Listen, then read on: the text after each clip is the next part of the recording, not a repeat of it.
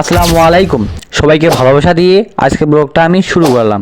বাড়ি থেকে রেডি হয়ে বের হয়ে একটা ভ্যান নিয়ে আমরা যাইতেছি 5 ফিট বাজারের মধ্যে। 5 ফিট থেকে সিএনজি নিয়ে আমরা যাব গাইবান্ধার উদ্দেশ্যে। বলতে বলতে আমরা গাইবান্ধায় পৌঁছে গিয়েছি। তো আজকে গাইবান্ধায় আসার উদ্দেশ্য হচ্ছে একটি ফুটবল ম্যাচ দেখা। সিএনজি থেকে নেমে একটি রিক্সা নিয়ে আমরা যাইতেছি গাইবান্ধার শাহ আব্দুল হামিদ স্টেডিয়ামে। গাইবান্ধা স্টেডিয়ামে যাওয়ার পথে একটি কবরস্থান পড়ে, এটা হচ্ছে গাইবান্ধা কেন্দ্রীয় কবরস্থান। বলতে বলতে আমরা স্টেডিয়ামে চলে এসেছি। এটা হচ্ছে স্টেডিয়ামের বাইরের সাইড। অলরেডি আমরা মাঠের ভিতরে ঢুকে গিয়েছি। এই সাইডে প্র্যাকটিস করতেছে গাইবান্ধা পৌর বিভাগ, অপর সাইডে প্র্যাকটিস করতেছে সুন্দরগঞ্জ পৌর দল। এই জায়গায় এসেছিল এসএস ব্যান্ড কনসার্ট করার জন্য। মাঠটা ঘুরে দেখার পর আমরা গ্যালারিতে এসে বসে পড়েছি।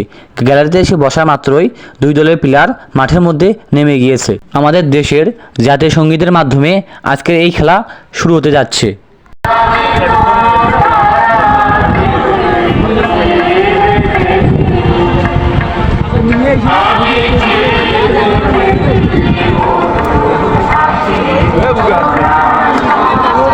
আমাদের জাতীয় সঙ্গীতের পর আমাদের সেই কাঙ্ক্ষিত খেলাটি শুরু হয়ে যায়। তারপর আমরা বাদাম নিয়ে বসে পড়ি খেলা দেখার জন্য।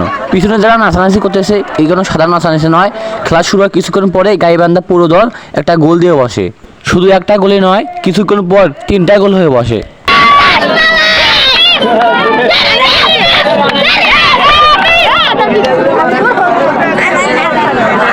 তিনটা গোল হওয়ার পর কিছুক্ষণ পর আরও একটি গোল যোগ হয়ে মোট 4টি গোল পরিপূর্ণ হয়।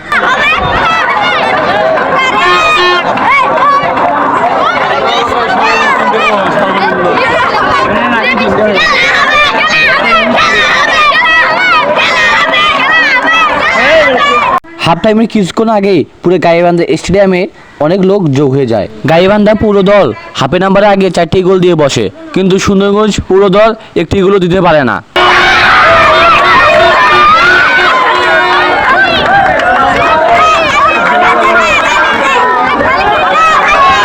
দেখতে পেলেন হাফ টাইমের আগে আরেকটি গোল হয়ে বসে এবং হাফ টাইমের পর কিছু মানুষ, কিছু দর্শক ভিড়ে যাচ্ছে। হাফ টাইম হওয়া মাত্রই এই মামা আমাদের মাঠে হাজির হয়ে গিয়েছে। তাই মামার কাছ থেকে 10 টাকা ঝালমুড়ি নিয়ে খেতে বসলাম।